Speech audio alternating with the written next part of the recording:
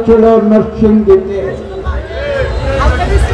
আজকে আমি বলবো তারই ধারাবাহিকতায় 2024 সালে নরসিংদীতে যে কারা বিদ্রোহ হয়েছিল, নরসিংদী জেল ভেঙে যে 976 জন কারাবন্দী মুক্তির আশ্বাস লাভ করেছিল, সেটা কোনো বিচ্ছিন্ন ঘটনা নয়।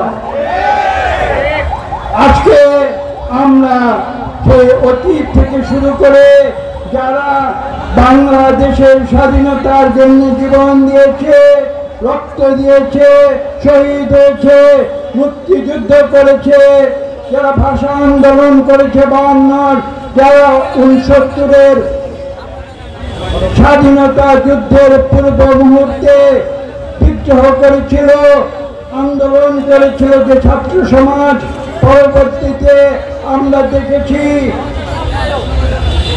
একটি সামরিক একটি শাসন থেকে মুক্তির জন্য 1990 সালে যে ছাত্র জনতা আবার বাংলাদেশে বিপ্লব ঘটিয়েছিল এবং তৎপরবর্তীতে 2024-এ যে ছাত্র জনতা একটি স্বৈরাচারী আওয়ামী লীগ সরকার থেকে দেশকে মুক্ত করার বিপ্লবে তারা নিজেদের সংযুক্ত করেছিল।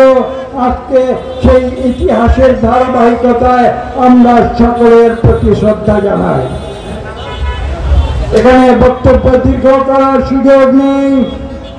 আমি এই নরসিংদীর সন্তান হিসাবে আমি আপনাদের উদ্দেশ্যে বলতে চাই, নরসিংদীর মানুষ সেই মুক্তির যে গৌরবের যে আন্দোলন, সেই মুক্তির আন্দোলনের আপনারা জ্বলন্ত সাক্ষী শুধু নন, আপনারা সেই মুক্তির আন্দোলনের নায়ক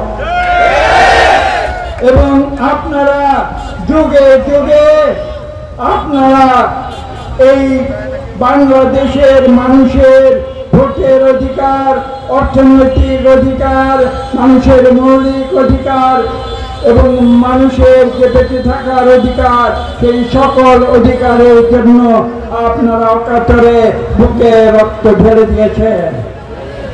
আজকে সর্বশেষ বিগত বছরের জুলাই আগস্টে যে ছাত্র জনতার যে বিপ্লব সাধিত হয়েছে, সেই গৌরবময় সংগ্রামের অংশীদার নরসিংদীর জনগণ। কাজে আজকে আমি আপনাদের উদ্দেশ্যে বলবো, আমাদের সেই সংগ্রাম কিন্তু এখনো শেষ হয়নি। একটি স্বৈরাচারী সরকারকে উৎখাত করা, সেটা হচ্ছে আমাদের সেই সংগ্রামের প্রথম ধাপ, সেটা আমরা সম্পন্ন করেছি। কিন্তু আমরা এখনো একটি গণতান্ত্রিক প্রক্রিয়ায় বাংলাদেশকে পুনর্গঠিত করতে পারিনি।